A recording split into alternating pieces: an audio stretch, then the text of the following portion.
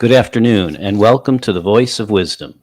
With over 60 years of experience as an investment banker, entrepreneur, investment analyst, economist, and venture capitalist, Morty Davis is Wall Street and capitalism personified. The over 400 companies for which he has raised more than $3 billion over the years have created a countless number of jobs and exciting new products. Through the Voice of Wisdom, Mr. Davis explores, analyzes, and debates the most topical political, economic, and social issues facing our world today. Joining Mr. Davis today is Esty Stoller, who will be discussing with Mr. Davis his fascinating life story. Please join the conversation by calling 332-263-3300. And now, Mr. Davis. Hi, welcome back. Today I'm going to share with you some of the secrets of how to be productive, successful, and predominantly have a satisfying life. It would take me really about 2.5 years to do that, but I'll give you some, I hope, useful insights and suggestions of how you can have a more fulfilling and happier and that sounds good enough so far. If you just give me that, I'll be happy already. So happier and fulfillment, that sounds good. Success, icing on the cake.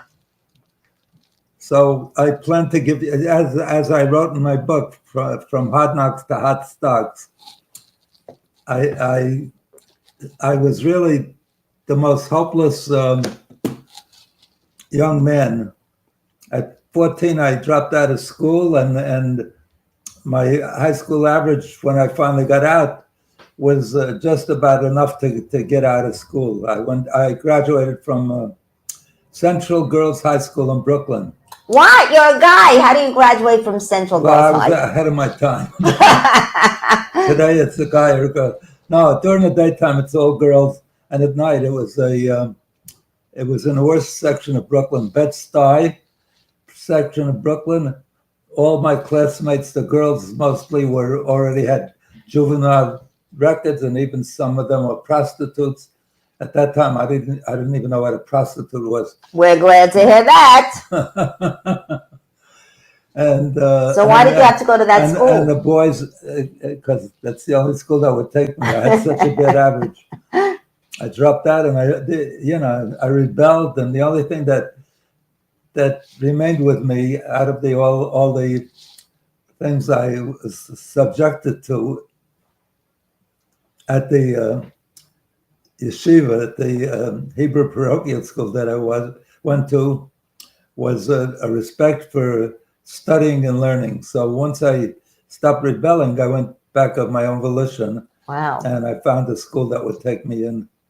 I tried some others, and they said, no, you're too good for them. You're too good for us. So you're saying that education was the value that you got from your rabbis in the schools. Right. Is that a Jewish value? Is that a common value? What do you think of education in general? It's an overwhelming value of the Jewish people. It's more important to study and learn than to pray. So that's certainly a very high value. And it applies to everybody. Education is the way to the future. I'm sure it was that way in America then too. So what happened? You're in high school with your friends. What friends? It was mostly a black population, or what is demography. But you're saying that these were people who, like yourself, were trying to come back and get high school diplomas. So what happened after that? But they came back to school with shivs in their boots. What's a shiv? It's sort of a long knife. In those days, nobody could afford guns. Oh. So are you saying, let me get this clear, that you made a sacrifice, you endangered your life for your education? Right. What happened from there? And I didn't learn very much either. The only thing I took up Spanish during that high school career, and the only thing I remember of all that high school was on Christmas we sang Noche de Paz, No, c'è d'amore. Excuse my voice. That's Silent Night, Holy Night. So that remained with me. But I really didn't study very much. I didn't care. So when did your life turn around? I mean, I heard the introduction. You're a successful businessman. You're back in high school. How old were you at the time? About. I got out of high school. I was almost 20, I think. Wow. And then what happened from there? Were you married, single? What happened? So what happened was, let's see what happened. Well, did you meet your wife then? No, were you I working? had met my future wife then, but she wasn't too excited about meeting me, so I didn't have a lot of hope. Okay, let me take this guy. He's a fabulous guy, Paul Copperell, one of my favorite Harvard Business School classmates. Paul, how are you? Hey, Morty, it's just great. I was reading your book last night, as a matter of fact. You were reading my book. The sound wasn't on. You were reading my book last night, yeah? And what happened? Yeah, it's absolutely marvelous. Really? Did you recover yet? Yeah, Well, what I wanted to know was on that first examination where you got a D for distinction, who were the other two of you and two other guys? Maybe one of them was Rod Carnegie, I don't know. But who were they? Do you have any idea? It was probably Rod Carnegie and Tom King. Oh, and Tom King. Yeah, there we go. Yeah. Can I ask a question, D? What wonderful company Yeah. that those guys had with you. I was so insecure. They all had such great accents. Rod Carnegie was from Australia, and Tom King spoke beautiful English. And I came from Brooklyn with this I don't know what to call it, with this accent. In Brooklyn, we used to say Earl instead of oil. So I thought I was going to be dropped out right away because they said 10% of the class was going to get dropped out. That was at that time. That was the notice they gave you, so to motivate you to do well, so you wouldn't be one of the 10%. But I always thought, any day they're going to tell me I'm one of the 10%. So, but the first exam, I don't know if you remember it. I came home and told my wife, I went back to school at that time, to Harvard Business School, with three little babies. The oldest I think was maybe 4 or 5, and thankfully I'll never forget. Harvard was so good to me because we didn't have at that time we didn't have dorms on a campus for married couples as they do now. So they paid for my rent off campus. They paid for furniture. They paid for my tuition. They were I'll never forget how great they were. And even when I went back to reunions, because my wife and I wouldn't travel on Saturday, our classmate John MacArthur hosted me and let me stay at his home on the campus. It was fabulous. So I became very good friends with John MacArthur, who sadly passed away about maybe 2 years ago. What about the D? Were you upset about the D? About the D, yeah. Getting a D. I got so upset. I thought D was terrible, So, but no, the worst thing was, I don't know if you remember, there was a case with 52 trucks or something, and I certainly do. Right. So that was the first exam, the first day, and I sat there reading. I'm a slow reader, and I study it and review it. Even when I read a novel, I keep reading over and over again. I read the Times. I read the same words over and over again. My daughters can read a book and a novel in a night. I read a novel it takes me a month. The same thing they read in one night. So I was still, reading this case after 4 hours, and the only thing I had written in my 4 blue books was my name. So I came home and I told Rosie, my wife, I said, Roz, I think I flunked out because I wasn't even able to be answer the main question. You know, I didn't even finish reading the case and studying and stuff. So fortunately, the next day when we came, the professor announced that was a dry run and it's not going to count. So after that, I learned how to not read faster, but identify the most important things and study the numbers rather than read. And I did much better. I filled up 4 books. Pardon me? You did brilliantly at Harvard, and wow, what you did afterwards, and particularly with D.H. Blair and getting rid of those 2 guys because they were willing to give you options on their stock and getting the whole firm behind you. I mean, it's just absolutely wonderful. And I compliment you. I cheer you. You see why he's my favorite classmate? And I don't even pay him a PR fee. Thank you, Paul. I love you. You're the only one that you're the first one that got me back to New York City since the pandemic began. That's how much I love you and wanted to meet up with you. Well, you were really good to come. And I'm sorry that we had to run and catch that darn train, but in any event, we did. So, well, I have to tell you Paul. I have to tell you part of the truth. Let's find another one. Yeah, okay, but I have to tell you part of the truth. You got me motivated when you said you'd pick up the tab for lunch. So I was really excited to meet with you and your new or your more recent wife. Your past wife passed away or divorced? I forgot. She married a doctor and lives out in California. Oh, in San Francisco. Yeah, well, smart move to marry a doctor. As you get older, that's probably the best move you can make. Anyway, my father always speaks very, very highly of you, and it's a pleasure. And believe me, if you ever are in this neighborhood, you come, because he won't only pick up the tab, he'll treat you like the king that you are. Thank you, Estella. Anything else you want to say? Maybe you want to abuse me a little. You've been too nice. I can't take it. You know, if you're Jewish, you figure...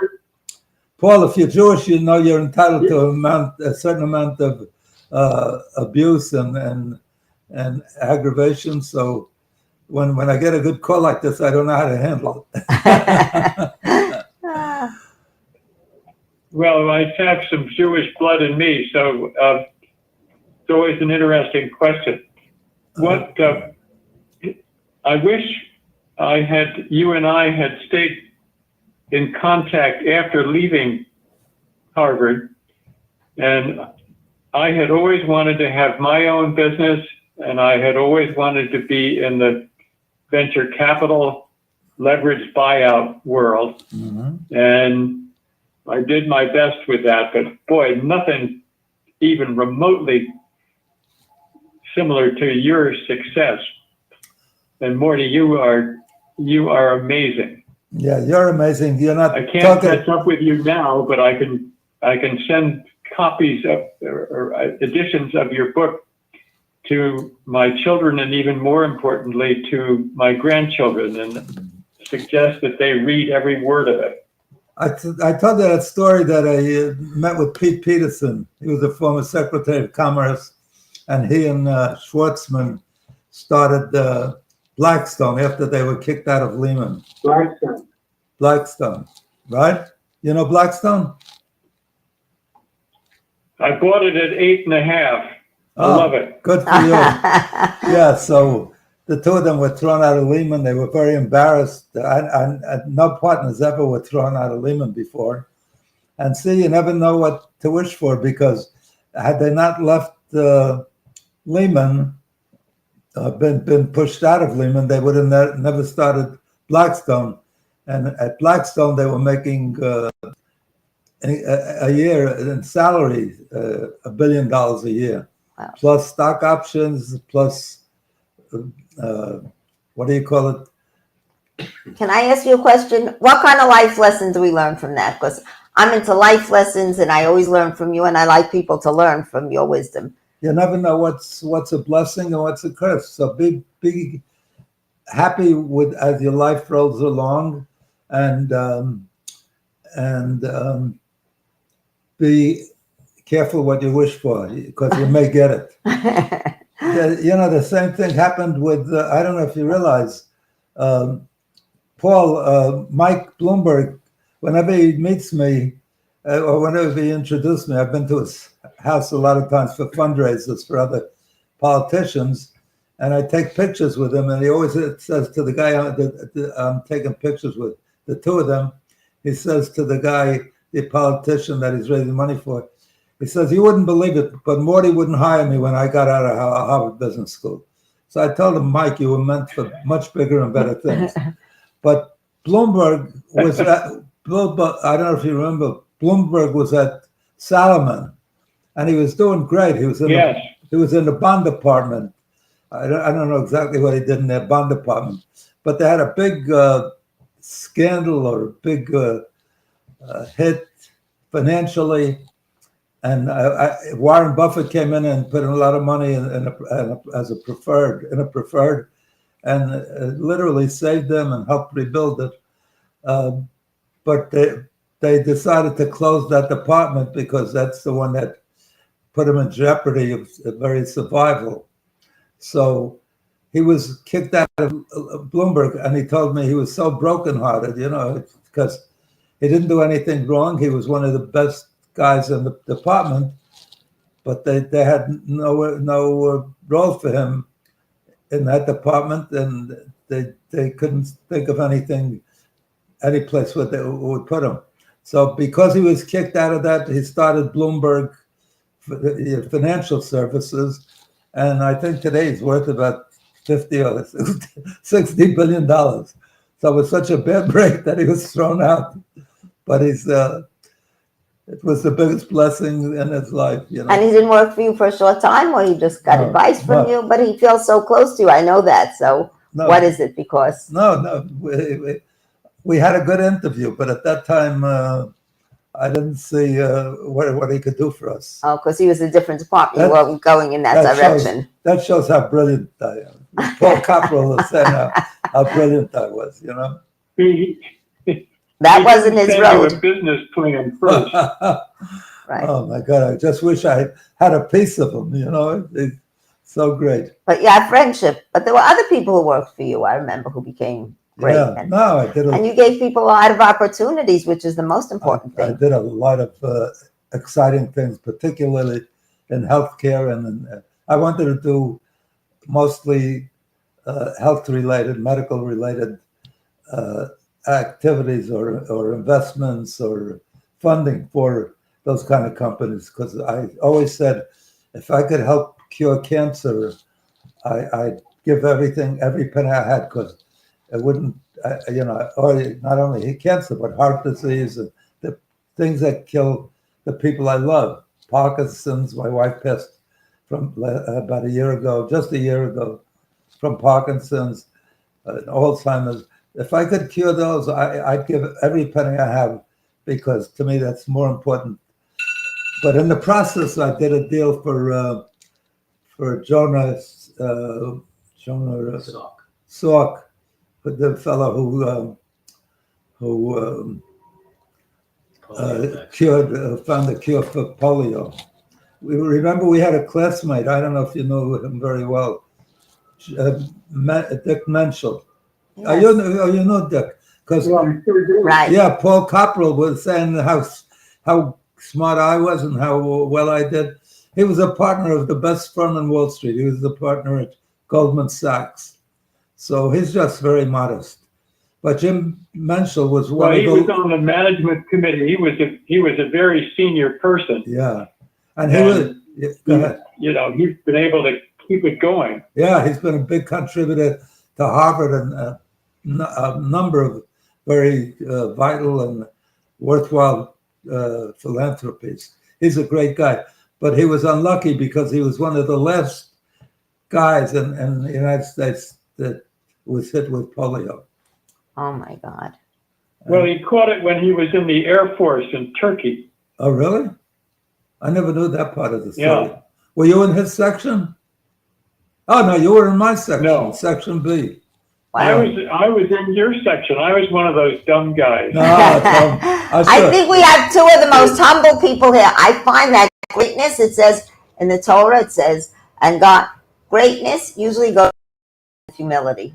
So I compliment both you and you for the humility that you're showing, but you are great and you lead the way, and we have a lot to learn from you. I always say I have a lot to be humble about. Yeah, right. I'll say that in double in Spain. We're competing with Mort, who's the most humble of us. Mort, I didn't catch the information that you mentioned the other day about a research professor at Baylor who's onto a potential oncology drug. Yeah, I'm in the process of helping my best friend, Steve Gorlin, raise some money for it. I believe, I wish I had more cash available. I'd fund the whole thing, but I don't have the cash that I used to have. But let me ask you, you said polio. Let's go back to that. What was your involvement with the polio? Were you involved at all with bringing I wasn't companies responsible for giving Dick Menschel polio. But were you responsible? I'm glad it happened in Turkey, so I couldn't get blamed. But the research that you said, you helped fund it. I know you did biotech companies that brought people to different places. Which are the companies that you had? Jim Wolfenson, who was a classmate of ours, Yes, called me up. He really called me up about getting shares in a company. He called me up. He said, "Morty, I got to get shares in this company." I said, "It's all oversold and everything." He said, "Morty, you got to get me some shares." I love the guy. I love the company. So I got him some shares. I had to cancel a few people and reduce them by a number of shares. But he was great. And there was a fellow at Harvard. What do you remember his name? Lindsay, my chief executive assistant. The name of the guy at Harvard that was the scientist that created Entremed. What is Entremed? Entremed was a company that I took public that at one time made the front page of the New York Times for some cure they had. And it went up from, it closed on Friday at 7 and it opened Monday at 100. Wow. But you've had other successes. I remember being your daughter, I happened to walk into your office now and then and see these little, mementos or different kind of things that you had. So what are the companies that you're most proud of? Of course, we jumped from the guy in high school, but which are the companies that you're most proud of? We jumped from a few things. But you'll have to stay tuned to the rest of his life. Right now, he's in high school. He's a kid. It's called Morty Goes to High School. And then we have I told you it would take more than a year, maybe more than 2 years to fully reveal to you and assist you in.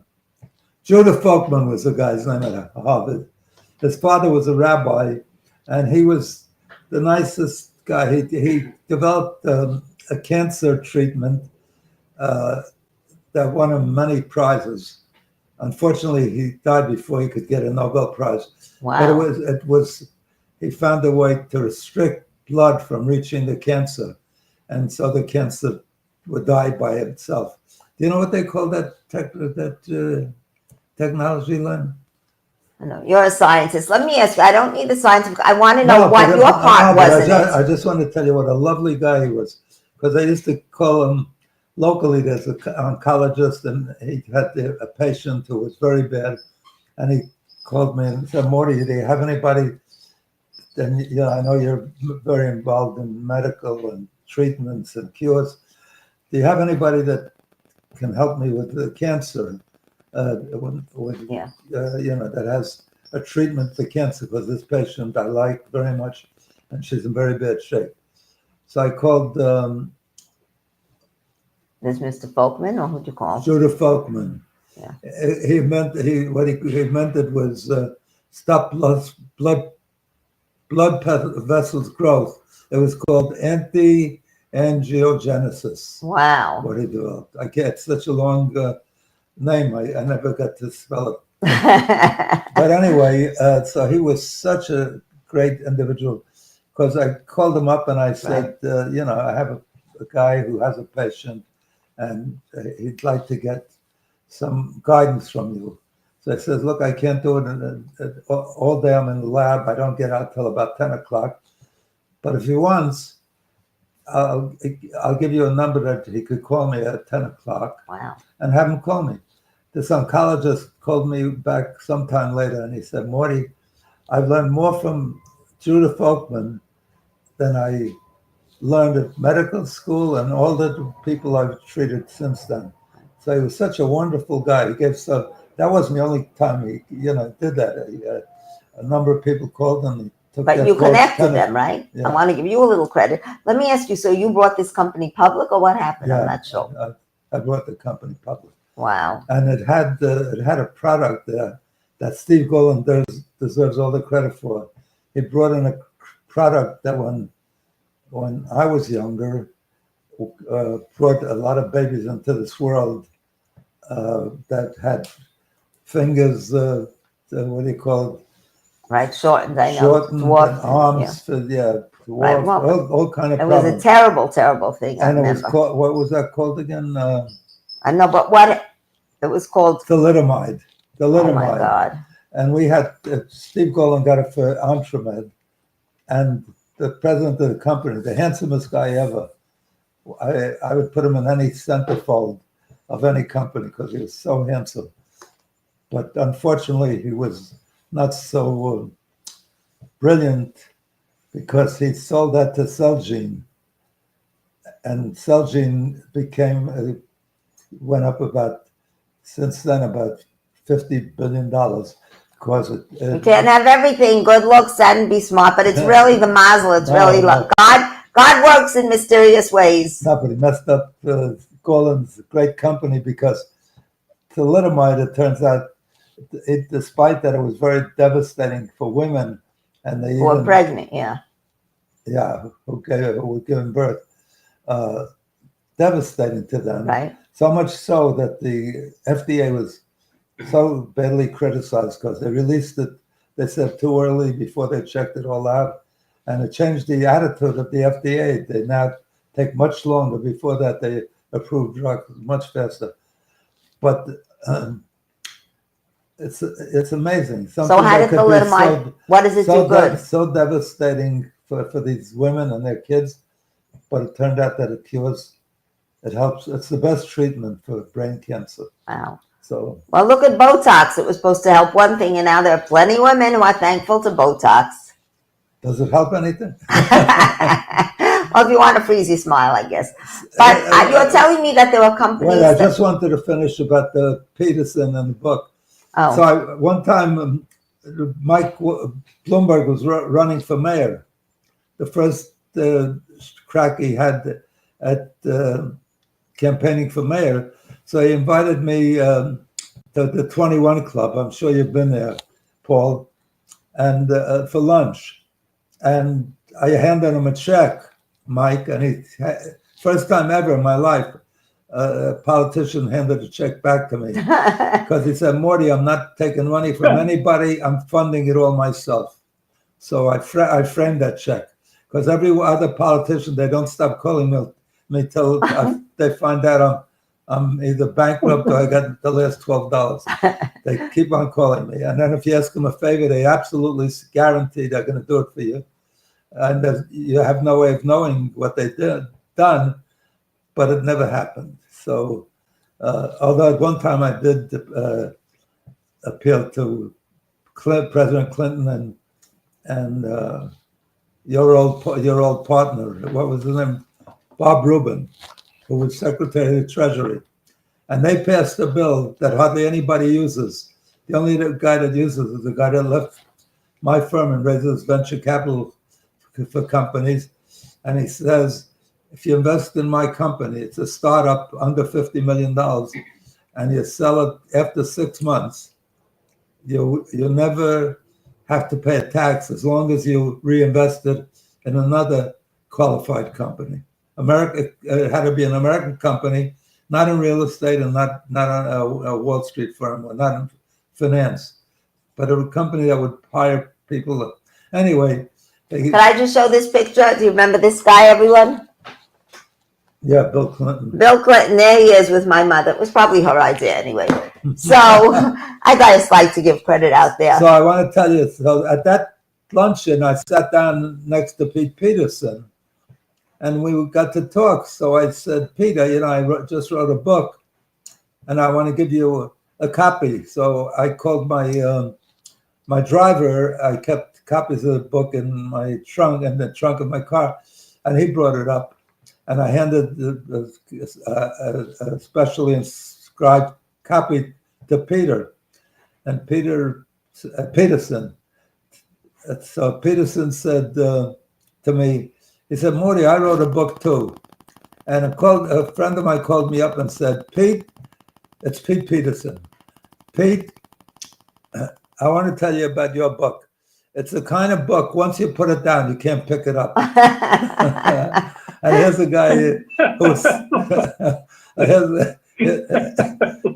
who was Secretary of Commerce under Clinton, and he was a major partner of Lehman, and then the biggest guy on Wall Street, because that's the biggest private equity firm, and the most successful of all. Well, you got a book, Happiness Guaranteed or Your Misery Back. I love it because it's every day another bit of advice. This kind of book you can't pick up because it's heavy, but you want to pick it up. So it's the best book. And really, it says how to be happy no matter what. And this book is worth reading. Yeah. I gave it to a member of the Fortune 100. And he called me back and he ordered another 100 books. Wow. And he said, I'm giving them as gifts because I read it every day. And it's so inspiring and it helps me so much so that I walked over to the television. My two boys and my wife were watching and I turned it off the television and they start screaming, Dad, that's our favorite company. Not company.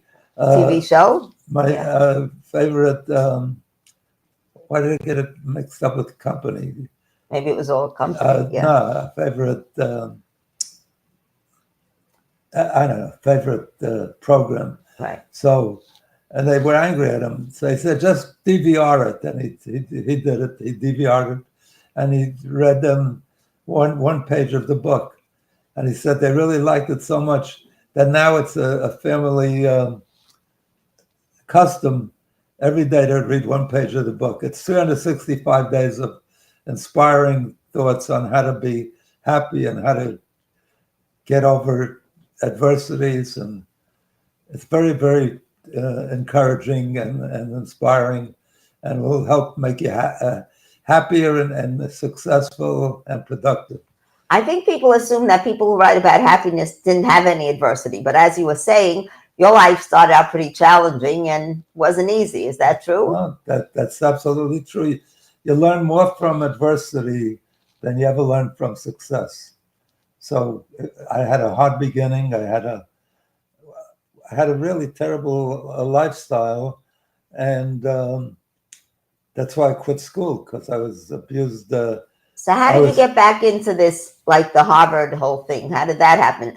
Here we are, high school. Wait, that's a great question. That was a miracle because my father had arrived from Hungary, my mother from Poland. They didn't know anything about schools. They knew.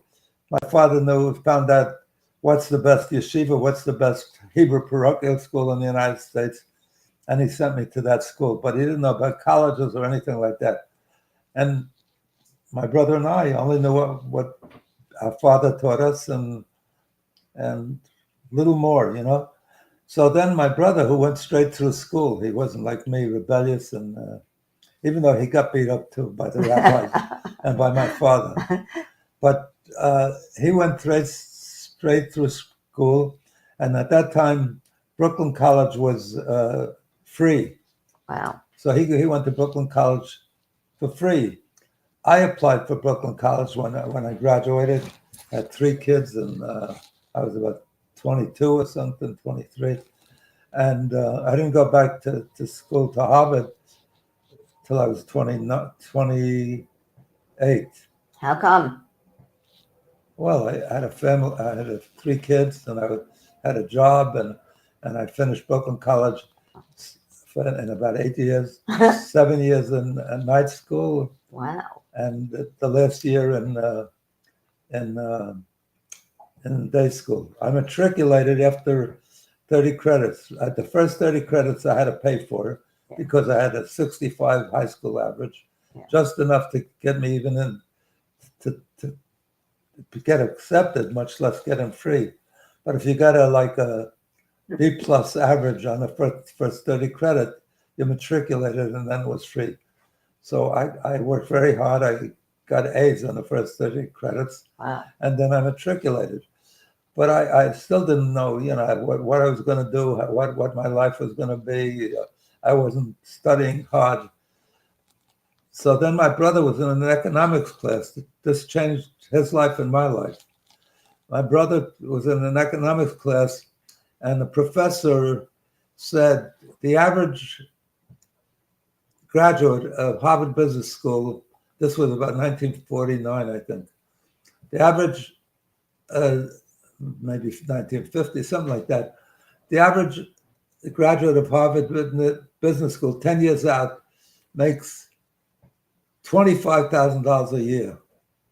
$25,000 a year in those days is more than if they tell you the average guy out of guy or girl out of when you and I went, there were no girls in the class, but the average guy or girl today, if he gets only 25 million 10 years out, Wow. he's but in those days, I went to the grocery with $1 and I got a bag full of groceries and I had change. Wow. I mean, we found a nickel on the street. We were excited. Today, you can't buy anything for a penny, a nickel, a dime, a quarter. It used to be you were able to put a quarter into your parking meter. You can't even do that anymore. So money's become relatively, compared to then, I think the average dollar is worth, in comparison, 2 cents, even though it's the same dollar. So you're saying 25,000 was equivalent to minimum 25 million, could have been 250 million if you graduated. It was impossible to believe. So my brother. No, that's not quite true, but anyway. What? We're just exaggerating to make a point. Certainly, wait, I want to hear what Paul said. It's certainly 10 or 11 times. Oh, no, it's way more than it's 50 times. The New York subway was a nickel. It's now $3 or $2.75. How many times is that? A lot. And That's I'm not right. even a And mathematician. And the Wall Street Journal was 10 cents. The Wall Street Journal was 10 cents? Yeah. And the Times was a nickel. The Sunday With 10 Times. cents. So, The Sunday Times was a dime. What's the Sunday Times today? $5, I think. but Anyway, let me ask you, yeah. So what At happened? most, it's worth 3 cents, 4 cents. So what happened with your brother in the college? No, so when he heard that, he made up his mind he's going to Harvard Business School. That was it. And when he told me about it, I decided that sounds good, because somebody once asked me and a friend as we were walking down, we were about 14 or 15. He said, if you could get $5,000 a year for the rest of your life, would you take it? So my friend said right away, absolutely, sign me up. And I don't know, I was stupid, so I didn't know that I would take it. So I said, I don't think so. Maybe I could do better. But, shows you how much money was. As a matter of fact, Paul, I don't know if you know this.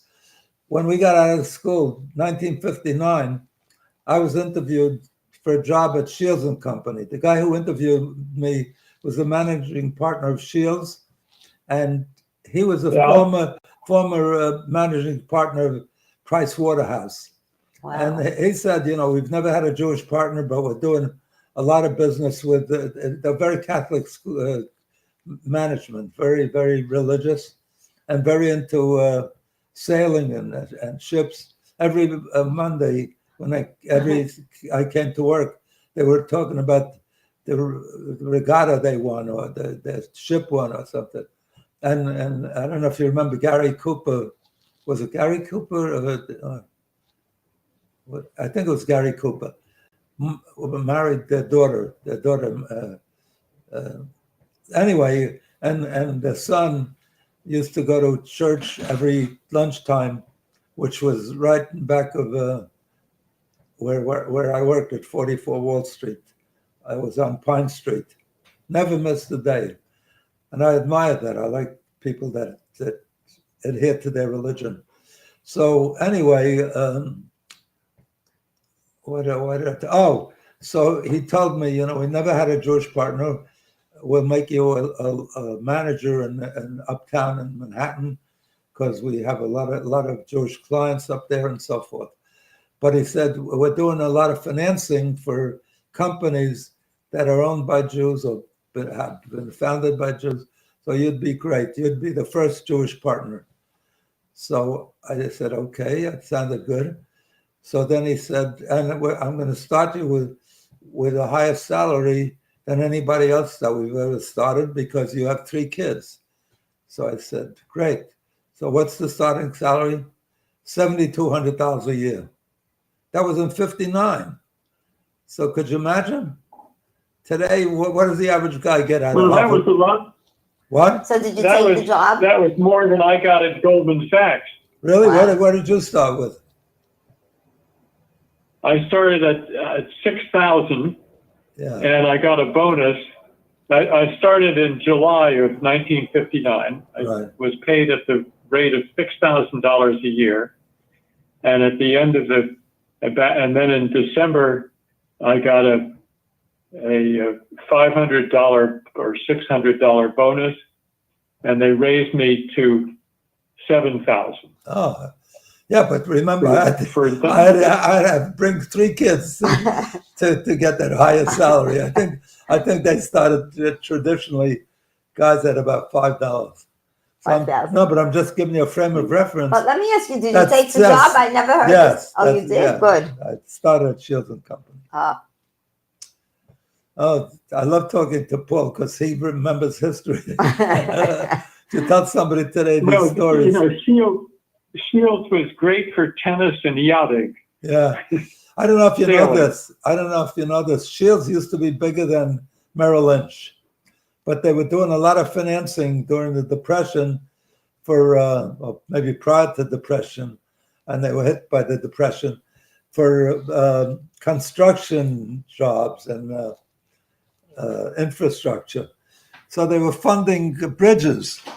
So they had just funded one bridge over, what was it? That the government had promised or committed to build access roads to, and the numbers look good, so Shields funded it. When a crash came, when the government rolled back everything, they didn't build the access road. So since about 1930, the guy there is in a toll booth waiting for his first driver to get there.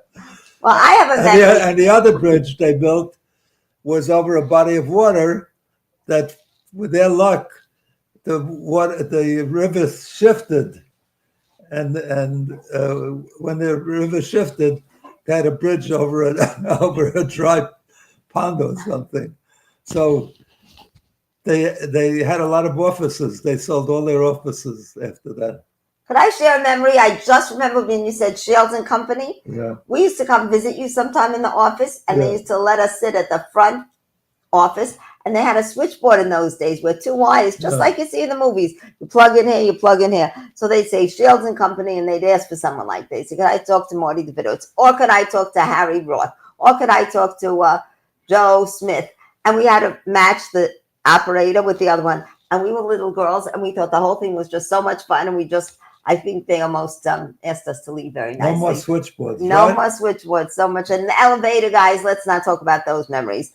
But I'm just so impressed with your dedication and the hard work. I mean, I lived through it, but just to hear it again, to actually live and to accomplish and dedicate. I didn't even get to first base on all the things I wanted to talk about. So let's go. That's why the show goes from week to week. But please continue. But you know, one thing, the kids all ask me, how did you ever put those phones, you know, that you see on the walls in the old days? Oh. How did you ever carry them in your pocket? They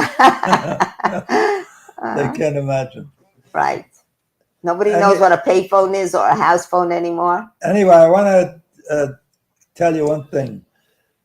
Just always be optimistic. Always be upbeat. Always, if nobody encourages you, you encourage yourself. Give yourself pep talks, and never get discouraged. But definitely set goals for yourself.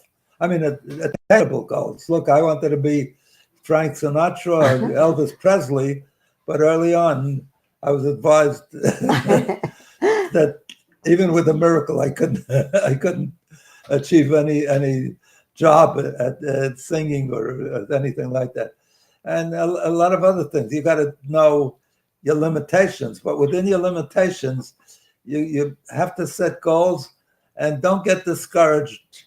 You know, I'll tell you a story about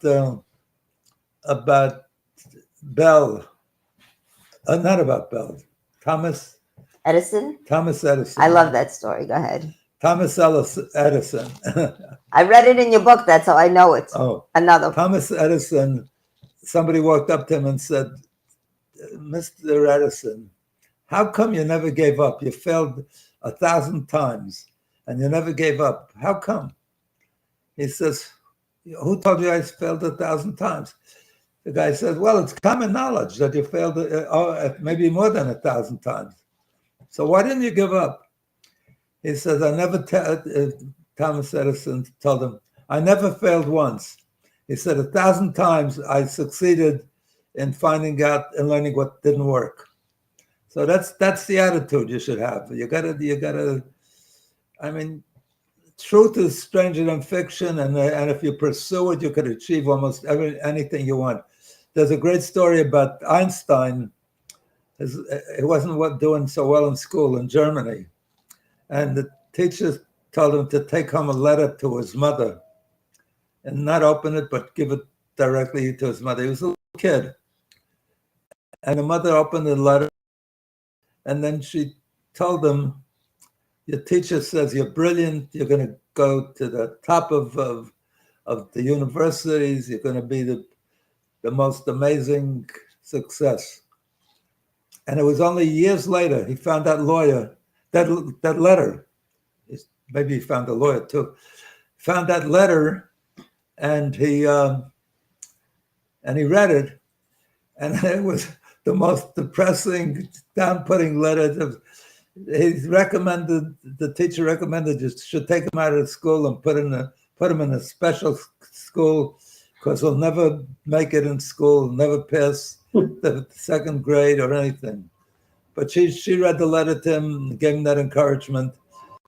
If she read him that letter, he probably would lose it. So give yourself encouragement and keep working towards the goal, and you'll definitely get there.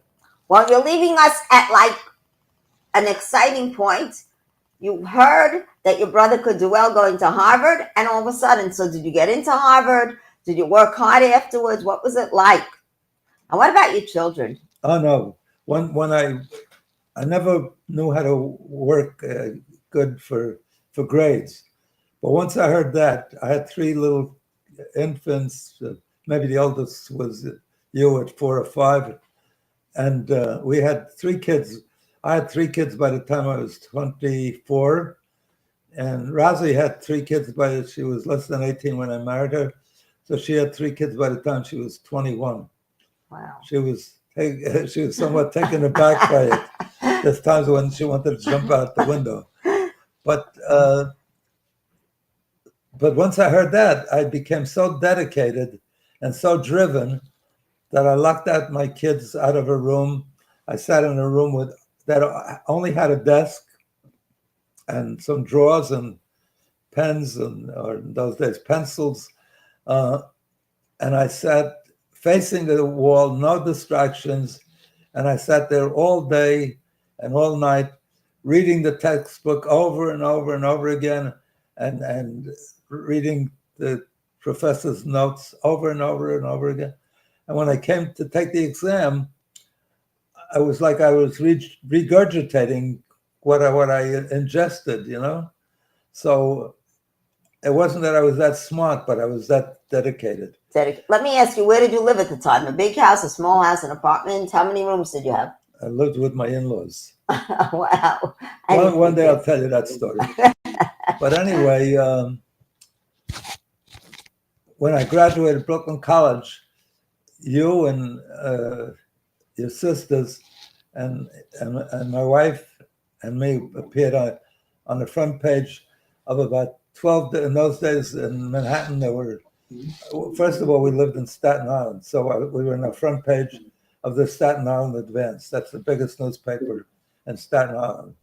And then we were on the front page, our pictures of the Journal American at that time, the Daily News, the Daily Mirror, the PM, the Post. Wow. We had about 12, 14 different papers. The Why? one paper that didn't have a picture of us was New York Times, but it had an article about it. Because Wow. Brooklyn College, I graduated summa cum laude or magna cum, I forget which, probably magna cum laude, Phi Beta Kappa. But, my story was it took me 8 years to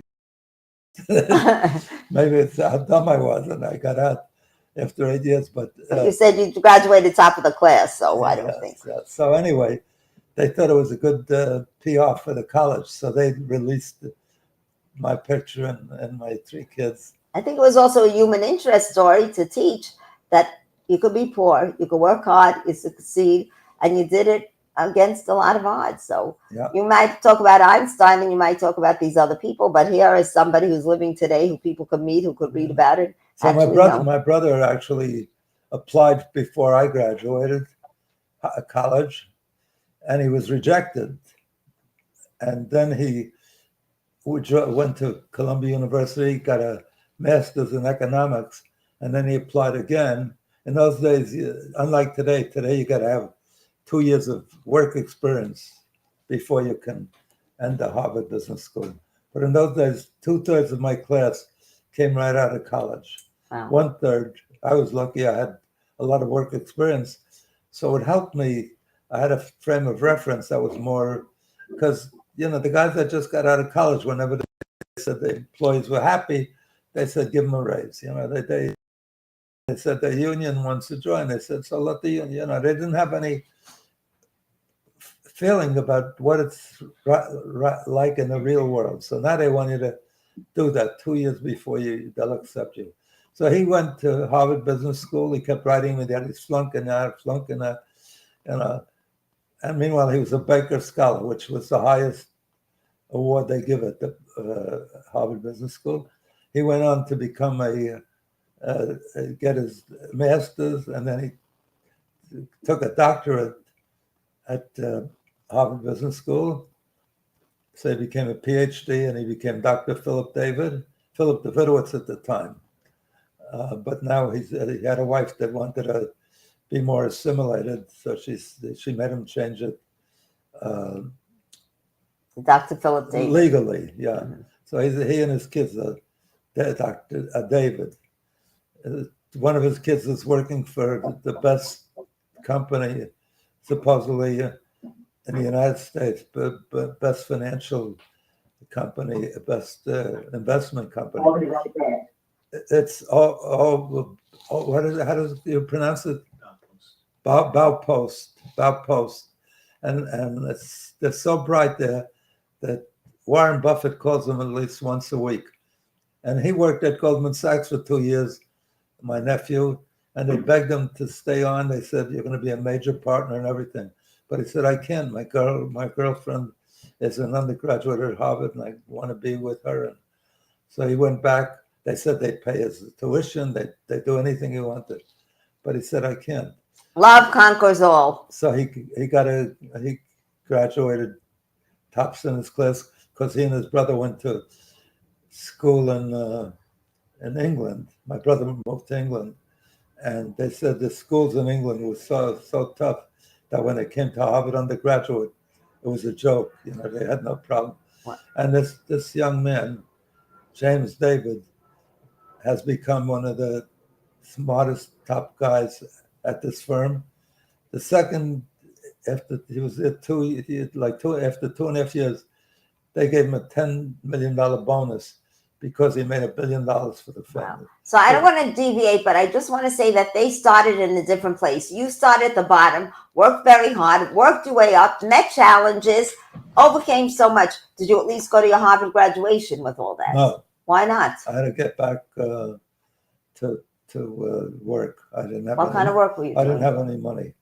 Oh, what kind of work were you doing? No, I went back to right away the next day to Shields. So you I didn't didn't even have take a any chance. time off. No, I needed the Unbelievable. money. You know, I didn't have any money. Wow, because I also understood that you were a waiter in the summer and that Yeah, you literally. I went straight from being a waiter in Catskills at a hotel. Labor Day came. I drove straight up to Harvard Business School. I think the next day or 2 days later, the term started. Wow. I was at the what do you call it, where we checked in, and they gave us a pile of books and the notes and everything. A guy next to me picked them up. He put them down. He said, "I'm out of here." he never showed up. This guy. Well, So I know it's time to end the show, which I regret. I love being here with you, not only because you're my father, you're the smartest, most humble man. You have a history that we could all share, and it's a lesson that we could learn from, and not to give up. yeah, and to now go forward. it's a history because I voted. How old am I now? I think I voted first for Abraham Lincoln, so I could give you real history. But I certainly could give you all the history of the Second World War because I lived through that. All right, so But next I week, just want to add one to thing. hear more. One of the bad things that happened to me in my life was the worst things was we were so poor during the Depression, and so I felt, deprived, and because I somehow learned that other people had a better life. Otherwise, I wouldn't have known.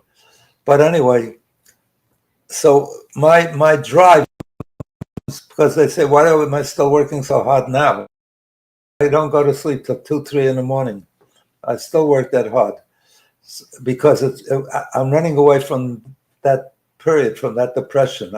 I just don't want to be faced with that poverty or that deprivation. Even though I made a lot of money, a lot of my compatriots bought planes, bought yachts, the only yacht I wear this cap, this captain's cap, for only one reason. I once had a ship. Oh, really? But, Wow. yeah, so but then I lost the ship. But I thought I should call myself captain. But after I lost the ship, it drowned into my bathtub. I continued to wear this captain's hat. Well, not only are you brilliant, but you're entertaining and have a great sense of humor and great lessons that we Thank can you. all learn. And thank you for being here. At least I got one fan, and thank you, Paul, You're for being wonderful, on. Morty. You were a great guest. You're Thank wonderful. You're wonderful. You're looking in the mirror. You're looking in the mirror there. Morty, can you send me anything about that Baylor potential cancer drug? Yeah, I will. And if you have an interest, or if you find anybody that has an interest, because I just started showing it, which only this last week. If you have anybody that has an interest, I'll introduce you. I'm somewhat connected in the Boston oncology world. Okay, I'll let them talk, or you talk, or the two of you. Any expert to talk to the inventor who's received 37 patents, many prizes. He's been nominated for the Nobel Prize several times. So they'll love to talk to him. And he's had a great team up there. He's the chancellor of the medical school of Baylor University. I'm saying good night and goodbye, and thank you. We have a meeting. You can look him up. His name is Bert O'Malley.